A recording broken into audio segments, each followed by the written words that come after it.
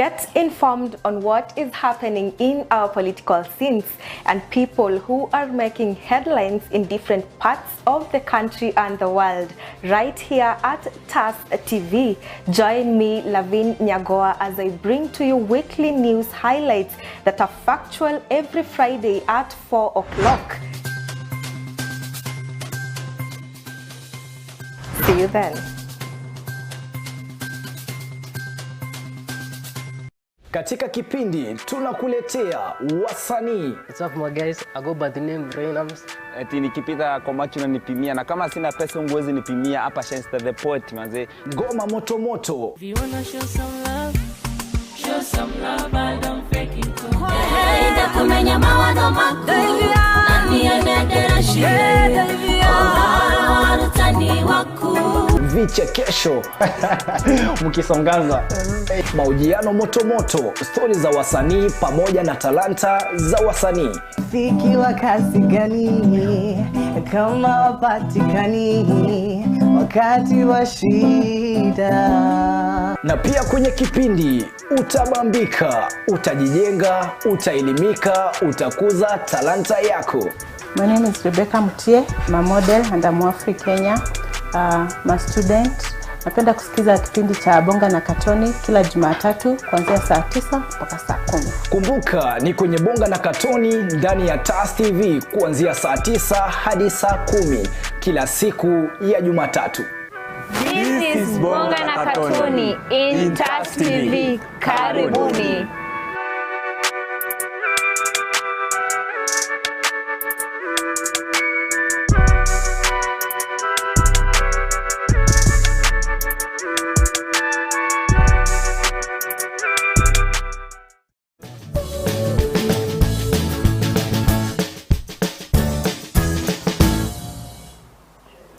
Hello everyone, it's another beautiful Wednesday that we get to meet here again for counting the red ribbon. So please remember to follow TAS TV across all social media platforms at TASTV_KE on Twitter, Instagram and TikTok, at TAS TV on Facebook and at TAS TV official on YouTube. And let me just take this moment to say thank you for getting us to 1.8k subscribers. So please, we are on the road to 2000k subscribers. Please make sure that you subscribe and turn on the notification bell, just so whenever we get to post new videos or have new shows, new topics, content for you, you're the first person to get notified. And again, remember, this amazing episode is courtesy of the Smart Shopper with amazing items, and today's focus is on this beautiful, let me just have it, this beautiful 3-piece. We have a necklace, we have a bracelet, and we have a pair of earrings. They go for 1,200 for all. It's the Christmas season, so you can choose to gift your family, gift your friends, gift anybody, your girlfriend, your boyfriend, yani mtu yote unaweza taka akae vizuri na the 3-piece, then definitely you can call the number 0798154042. So away from that, the topic that we're discussing today is the role of public awareness campaigns in HIV prevention, and as always I have a very beautiful guest. Mumemwona mara kadhaa, but it's another time that we have her here again, just to make sure that we are enlightened and we get a deeper understanding of whatever we are talking about. So make sure that you keep your questions coming pale kwa comment section. Please, if you have anything you want to know, she's here and she's going to help us elaborate on the same. Without so much talking, let's get straight into today's episode. Karibu sana. Thank you so much for having me again. It's another day that we have you. Sindio? Yeah. You're our most frequent guest, by the way. Thank you so much for always choosing Welcome. us. Thank you. So, to our new viewers, please introduce yourself. Tell them who you are and what you do. I'm Beth Wangeshu Maina. I'm a nutritionist, but right now I work in the community as a community nutritionist. Yeah. So I indulge in things in the community and help the society to be better. Yes. Yes. Yani, in short, we are making the community a better place to accommodate everyone. Yes. Yes. So the topic that we're discussing today is the role of public awareness in HIV prevention. This is a very vital or rather important topic to each and everyone. Just to start from the layman's language, maybe just tell us what public awareness campaigns is, and especially when it comes to HIV prevention, so that we bring everybody on board. Yeah. Yes. So public awareness campaign is when there's an initiative from the government or the hospital facilities or from an NGO where we want to create awareness to the society accordingly to maybe HIV now, so that we can give them the full facts, so that we can eradicate the myths that are in the society, because we have a lot of myths in the society. So that's now public awareness comes in. Yes. Okay, so it's more of letting people know more or the importance of actually talking about these things within the community. Yes. Okay, so during these campaigns, how important are they? They are very, very important because in our society right now, we have a lot of places where we can get information, and some are not true.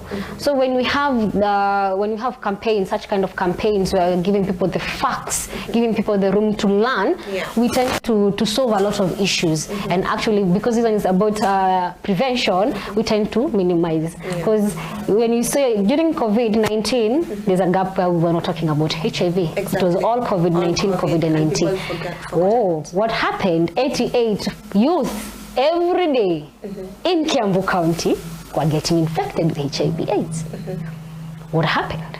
It's because there was not that public awareness, and people are growing, new generations are coming, and they don't have the knowledge that we have. We were told back then, you see. So that the point are very, very, very important, 100%.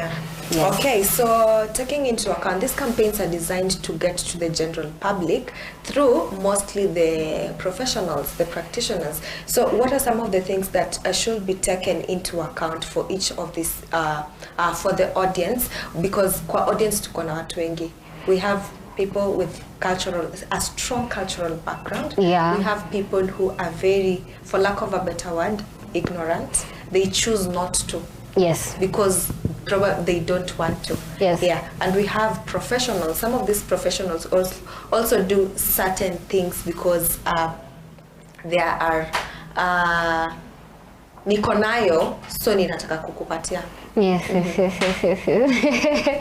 Okay. I think so, like taking into account all this, what are some of the considerations that are put in place to ensure this gets to the general public? So when we are searching such kind of a thing, we tend to post people who now are aware of the cultural practices in those communities. Like right now, if I go all the way to Marsabit or Garissa, I can't go the way I'm dressed. Exactly. I have to incorporate into their beliefs and everything. Because if you want an information to be put out there, you have to accept their cultural practices as an you have to go to the Romans and be like the Romans. Exactly. So you find in such kind of communities, even some of them, you cannot be able to speak to men.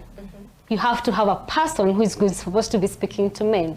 Exactly. So depending with our audience, we have to now to change ourselves with the outlook and everything to incorporate them. Because wow, in the community, we are the aliens. We are the aliens. So you find mostly we deal in Kiambu County, we tend to speak Swahili. But if you go to now interior places, we have to speak Kikuyu. Exactly. Because most of them, they are Kikuyu people. So we have to speak in Kikuyu so that you can be able to give that knowledge. And the good thing, that's why I appreciate where we have social medias, platforms from the TV and the radios and everything, where we find there are stations for Kikuyus, the Kambas and all that, so that now information can be reached to everybody, especially the ones who are not literate like all of us. Yes. Now, the thing most people don't understand when it comes to creating awareness or even hospital facilities and everything, if a person has refused to take their advice, leave them be. So regardless of how that person is ignorant, I spoke the message. I gave you facts. I gave you every information you're supposed to have. So if you don't want to follow it, no, it's your choice. I did my part. Exactly. Yes. Very important. Yes. So still on the campaigns, talking about these campaigns, what are some of the key messages? And especially HIV is a very vital topic and very sensitive to many people in the society. So what are the key messages, key highlights during the campaigns you tend to put out so that people feel more free and more comfortable talking about them? I don't think that there's going to be a time in Kenya we'll be able to be comfortable talking about HIV and AIDS and prevention, because when you speak about prevention, you're supposed to speak about condom, and if you speak about condom, the society doesn't like about it. Yeah.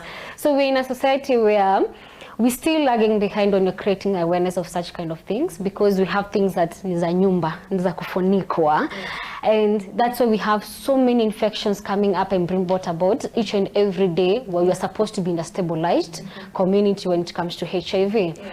So I think that's the it, because you find there's an issue, there's a very big gap with the society, and certainly we cannot learn from the society. We learn a lot from the society. It's only that, does the society learn from these other things? Yeah. Or it's still there, stagnated everything? And that's the issue. Because the society has a lot of myths and there's facts. Because I remember there's a time when we were growing up, there's a person who used to say, when you have sex with a virgin, HIV itaisha. Yes, yeah. But it's not the sense. Exactly. So if I know the society has, it's still cocooned. It's still cocooned, because if it's not cocooned, we wouldn't be accepting men being polygamous and cheating outside here and having side chicks. Also for women, but we are cocooning them. We're still protecting them. Yeah. Exactly. And we are covering them very well. Yeah. So talking about the media and these platforms that we have, do you think that we are doing enough? You are. I think people should learn where, once you have given the information to the society, as long as the people who are giving the information are people who have actually learned, that is their practice. Because there's a session where I had a person who is a radio presenter and talking about diabetes, and I was like, oh, that is a lie. And the things he's saying, he's speaking to older people, people who are, they're not literate, they're speaking Kikuyu and everything. So I was like, all those elderlies are going to fall for what he has said, and that is the wrong information. But you find when you have now the right practitioners who are giving that information, you have done enough. Yeah. It's now up to the people who are listening to do the rest of the part. Because you can tell people, oh, do this to prevent HIV, do this, but it all comes down to them. Are they doing it? Are they practicing those safe sex practices? Yes. Okay. So there's the aspect of collaboration. Sometimes getting into going to the general public could be a little hard, and therefore you have to incorporate members of the society. So how then has this worked over time to make sure that during these campaigns people actually wameingiana vizuri? Like there is a community, mefika pale, and you're not rejected. You're actually accepted, and some even get to an extent that we didn't expect that kind of reception. It's really good. Yeah. So how then do you make sure that you create such a rapport with the community? I think the best thing is to do is to inform the people before the campaign.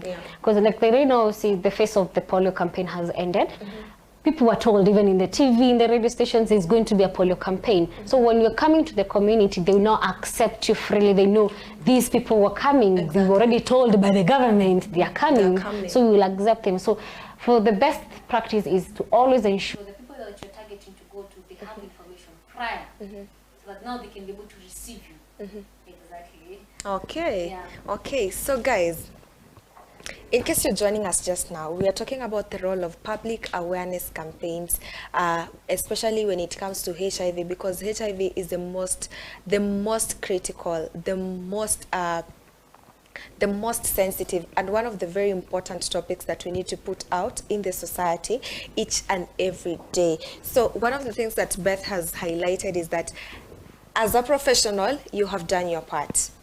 As an outlet that is giving out this campaign, you have done your part. So it's upon you, the listener, you, the viewer, to now do the rest. What are you doing to make this a better place? What are you doing to make this awareness go further? What are you doing to help your brother, your sister, your grandparents to make sure that they get to understand what exactly is happening in the society? So with that, we are headed on a very short commercial break. Remember to keep to keep it here, to make sure that we learn something about public awareness campaign when it comes to HIV prevention. See you guys in a bit.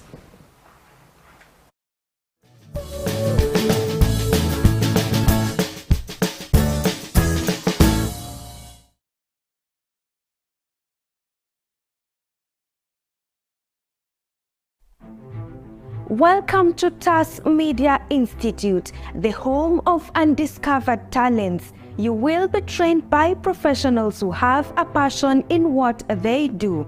Do not be left behind. Enroll now and become a pioneer of TAS Media Institute.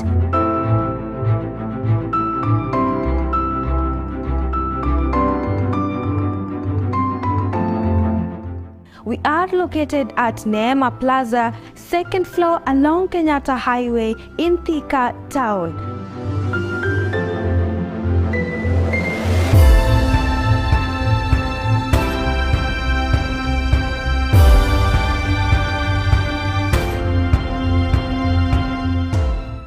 Life can sometimes take unexpected turns, and this family's story is no exception. When a gas explosion completely changed the course of their living, Mr. Joseph Lual and his family have been forced to face unimaginable hardships. But even in this phase of adversity, they have managed to persevere with so much resilience. And as the saying goes, adversity introduces you to yourself. Let's get the story of Mr. Joseph and his family.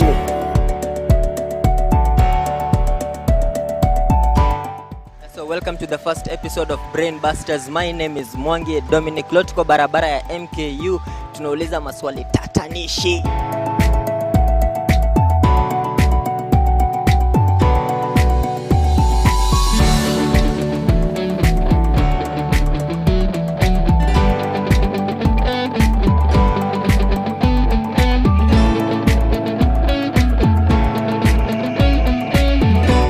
At TAS Media Institute, we let you discover your talent.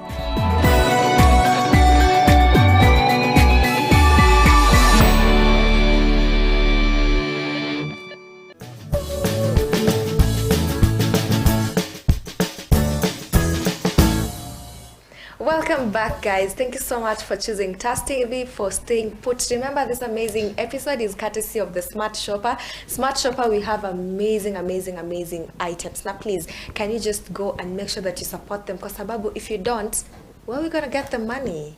It's not money that you're being paid for advertising. So please make sure that you go and support them. Call the number 0798-154-042 just to make sure that you order. They do countrywide deliveries. In case you're in Thika Town and you want to step into this into the offices, they're at Neema Plaza, 2nd floor at Tante Africa Studios. So make sure that, and they're having discounts, make sure that you step into the location. We have Virginia at the reception waiting to serve you, because customer service is the #1 priority. So before we went on that break, we were talking about how sometimes we as the platforms that give in this information, the professionals and all the others who help with public awareness campaigns really do their best. So it's you on the viewer to just make sure that you pick something out of what they do, what they say, the information that they give, and make sure that it's something factual. Pale unaipata, how are you receiving it? That is what we call awareness, right? So Beth, yes. Coming back to you now. Yes. Let's now talk about how, you know, sometimes this kind of awareness empower professionals and the general public. How they empower? Yes. I'm going now to talk, I'm going to give you the difference with the most recent thing and what Kenya has been doing, yeah? Yeah. Like right now, there's a very high-rise number of LGBTQ in our community, in our society. Yes. And in some schools, actually, they were spreading STIs through sex toys into multiple girls. You didn't say that. And the biggest question was why we need to eradicate LGBTQ. But the biggest question is, what skills have you left them to prevent HIV infections and STIs? So if they were given that, do you think the large number of HIV/AIDS and STIs is going to be high? it wouldn't. Because people kept asking, hey, why is it that there's a high rise number of female who are HIV positive, but there's a low number of men? And they kept asking, if it's women who are going with sponsors, the young women who are going with sponsors, why isn't the sponsors also the number rising? But it is stagnant. It is not even rising.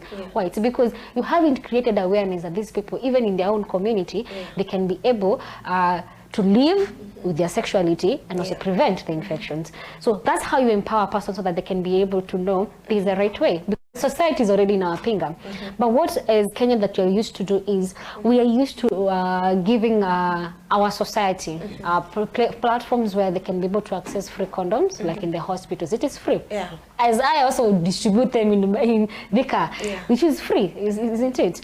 That's how you're empowering them to know your kwamba you need to keep, it's your choice to be healthy, it's your choice to be safe. So you need to get that knowledge and also know where you're supposed to be getting these services. For the practitioners, mostly it's to get the skills, to get the knowledge, to know how to maneuver in the community, to help the community, because all that has a lot of things surrounding them, even socioeconomic status. It's affecting their sexuality, how they're practicing sex. Because if your economic status is okay and your mental status is okay, you're going to use a condom. You know you're supposed to use the condom. But the person who is always in distress, they tend to forget some of them. Some they're like, ni 50 bob. I don't think I'm going, 50 bob ni mingi. Hiyo ni chakula. Tuta withdraw. You see. So when a community health worker or a community nutritionist, these health practitioners go to the community, now they all rounded, they get to know what affects this person. How are we going to have activities and campaigns that is going now to solve also all those issues that are affecting the high prevalence of HIV. Yes. So talking about these professionals who are spreading the message to the public, some of them have been in circumstances where wanaambiwa you're HIV positive, that is why you're spreading the message. So that comes in, there's the aspect of mental health happen, because when they get to the public, and that is the reception they get from the public, it tends to affect them mentally. So what are you doing? What is being done? Not what are you doing? What is being done to make sure that these professionals who are spreading the message to the general public are protected, to make sure that wako sawa mentally, and they actually get to the communities and tell the communities, no, it's not because I have this.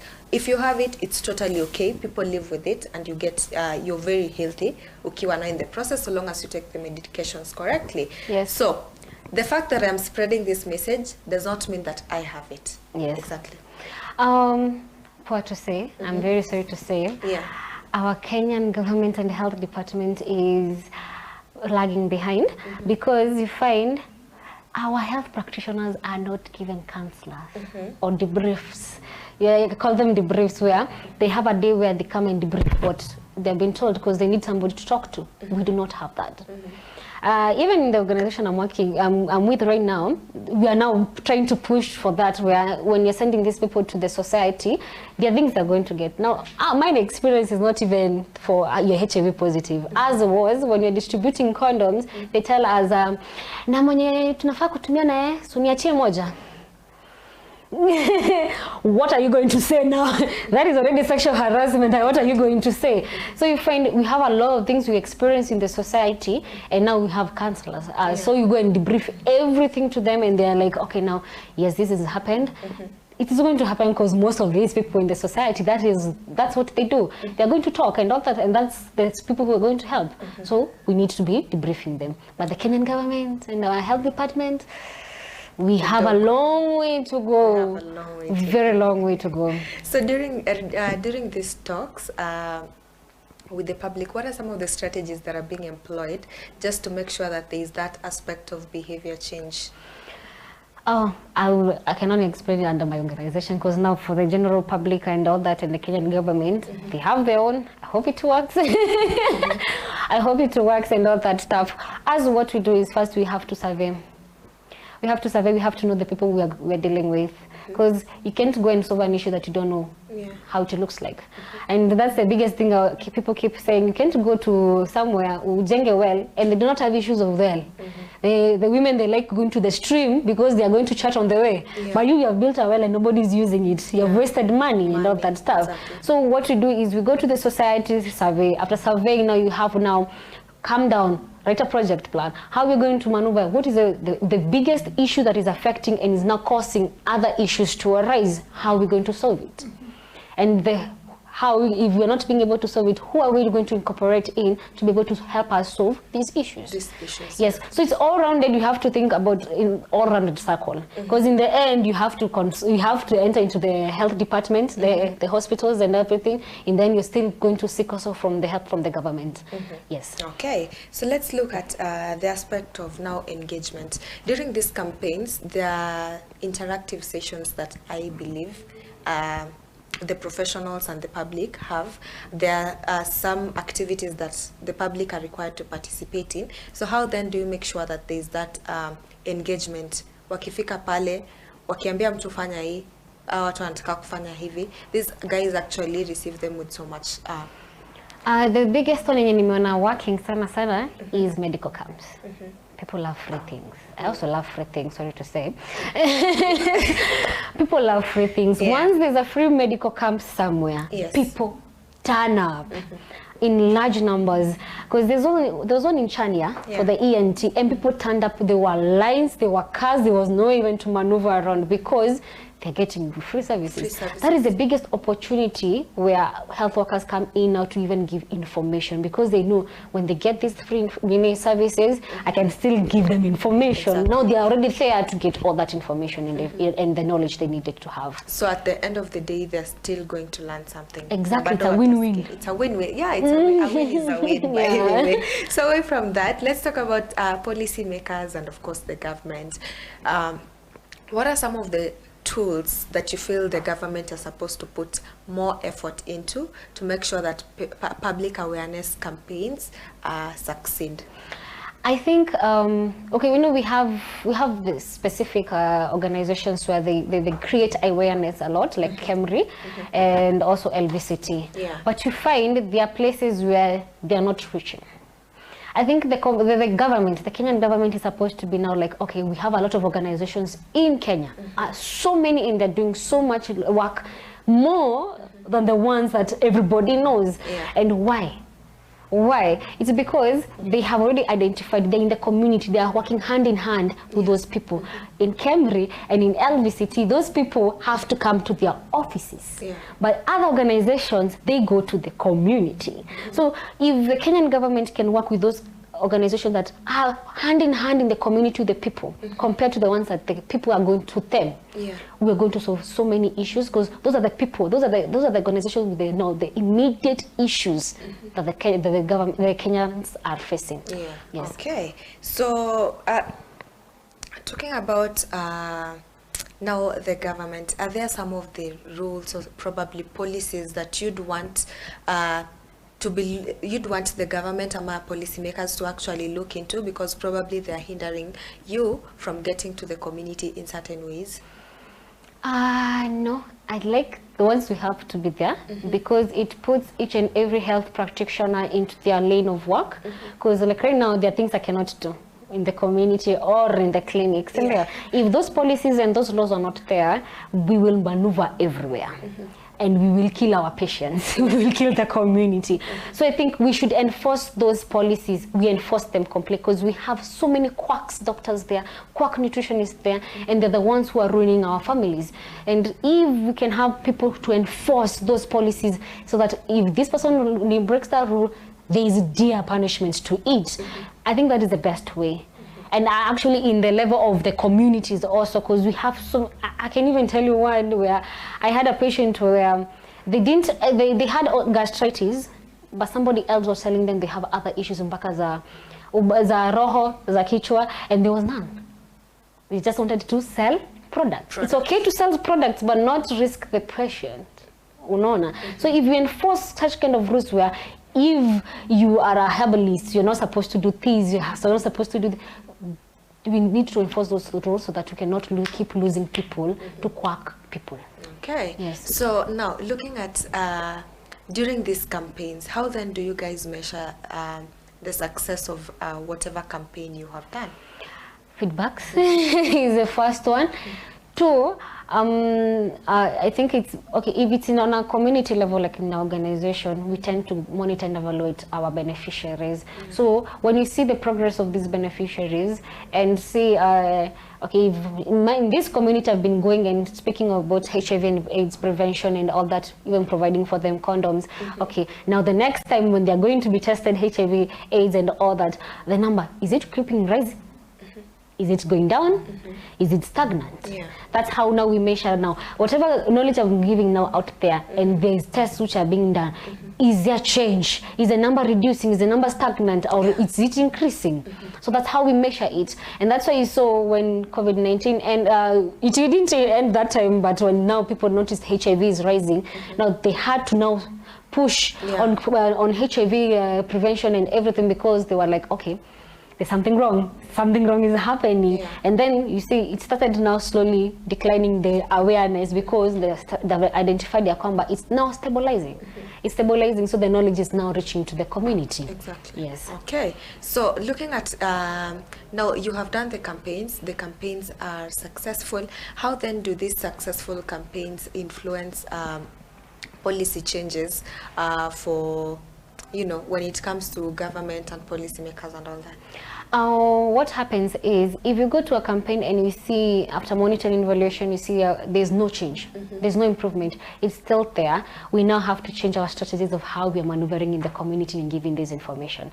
Like right now, it has always been done. I believe also you. We learned about menstruation in school. Yeah. They were coming and showing us always. They were coming and giving us pads, right? How to use how to wear it and everything in there. But there was a gap. There was a gap somewhere else. And you find out now, right now, we don't do that. We just don't go and show them how to wear a pad and all that. We have to go there giving them pads also, and also giving them panties. Yeah. Why? Because we identified the combat. How can you give people pads and they don't have panties? And they don't have panties. Good. How are you giving people pads and you don't even taught them menstruation hygiene?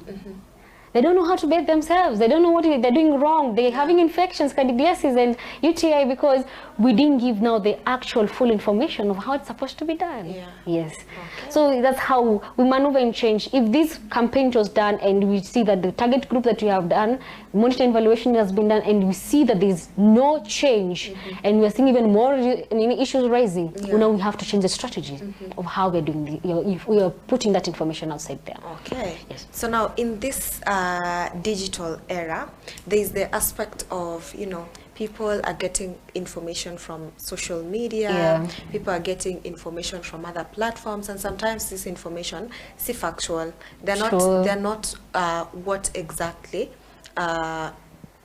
is there, or what exactly is true. So how then would you like advise this kind of people? Seek actual, when you munamuona health practitioners and ask this information, because even when we went to school, even mwalimu wetu alikuwa anatuambia stop googling. Exactly. Stop googling, and if you're googling Wikipedia hiyo ndo unaenda kwenye, because they know that way is where any filtered information which is false is going to be filtered, and you're going to be given the factual thing. I can advise people, the truth is, always go and seek those health practitioners, those people who are actually practicing and giving this information. They are the ones who have the 100% of facts. Okay. Because the community has a lot of mythical things. Like right now, nutritionists, we don't support in some things that the society do because of an influencer or something somebody googled somewhere, you see. So that's why we tell people, please always seek the right people to talk to. Stop listening to the society at all times. Stop listening to the social media, because the social media is going to give you what you want. That's why unaonanga watu wenye googlingi their signs and symptoms and think they're dying. They're dying. Exactly. Okay, so we're also in an era where people are not scared to spread HIV and AIDS. Oh, yes. And especially when it comes to university and high school students. Not necessarily high school, but high school pia iko. Even too, haijakuja into the limelight where people could actually tell this happens even in high schools. Yeah. But mostly universities. We've had circumstances of people actually spreading this because they were given intentionally or unintentionally, so they go on spreading it intentionally. So how then do you handle this? Oh, one thing they don't know is if you are actually identified that you know your status, you are HIV positive, and knowingly spread it to somebody else, utafungwa. That person is going to sue you, and they are going to win. That's why you see most people, they tend to give the information. I'm positive, so that if you are in for it, you can come and be with me. If you're not in for it, you can go. You can go. Most people don't know. There's one that's actually spreading on TikTok this year. There's a man who tested HIV, it became positive, and he was said, "Mani mimi manipea hii virusi. Hii pregnancy test. This is HIV. Mtanipata acha nirudi soko." And thankfully, that person didn't show their face. And I think the account was deleted afterwards, because if that person was identified and the person who was given HIV by them, they go and sue. Atafungwa. Na ataendelea kukunywa madawa akiwa jela. Because why are you risking? Why are you killing somebody? Because giving somebody a life sentence disease is actually killing them. Is killing them, Exactly. Because it has no cure. Exactly. People are living with it. Exactly. So, utafungwa. Na wengi wamefungwa ni venye most people it's not shown on the limelight and all that stuff. Yes. Okay. But I'm questioning you guys. This prevention, this way of practicing this thing by preventing, and you have been put them there. And if you're fearing to go to a public hospital where a lot of people are going to see me, there are other organizations that are doing the same thing, like LVCT and Cambry, and even they do surveys on it. Why don't you go and be one of them and prevent yourself from these? Exactly. Even if you're not practicing safe sex. Guys, this has been the most informative a very informative episode that we've had, and public awareness campaign is very important. So the moment you keep sharing the message with the next person, with your brother, with your sister, with your uncle, grandma, anybody, just speaking about it is awareness enough. Just telling them, could you please listen to this, is awareness enough. So guys, keep spreading the message, keep showing love, keep talking to friends. This is something that ikikupata, kubali situation yako, accept, go straight into taking medication, because that is the best advice anybody would give somebody, right? So what would be your parting shot? Guys, thank you for having me. You're welcome. It was a privilege, always a privilege being here. And I think I keep saying this, it's not the end of life. Exactly. It's just another disease that you can continue living with. It's HIV, somebody else is diabetes, somebody else is they're missing an organ. So it's not the end of life. We're all facing every situation. So when you're having facts in front of you, take them. Practice those things. I practice them. So why shouldn't you? Keep safe. Keep safe. Make sure that you strap up, protect the other person, make sure that they also protect other people. It starts with you before getting to the next person. So until next week, thank you so much for joining us. Thank you so much for choosing TAS TV, and thank you so much for always choosing to watch our content, for helping us, supporting us each and every step of this journey, right? So until we meet again next week, my name is Lavin Nyagoa, and this is Counting the Red Ribbons. Bye.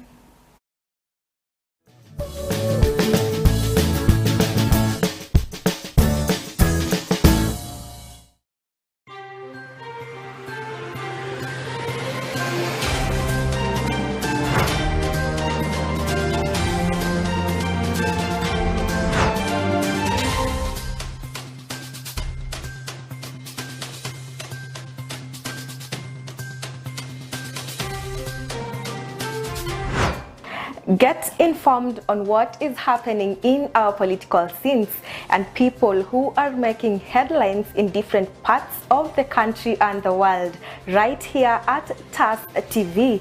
Join me, Lavin Nyagoa, as I bring to you weekly news highlights that are factual every Friday at 4 o'clock. See you then.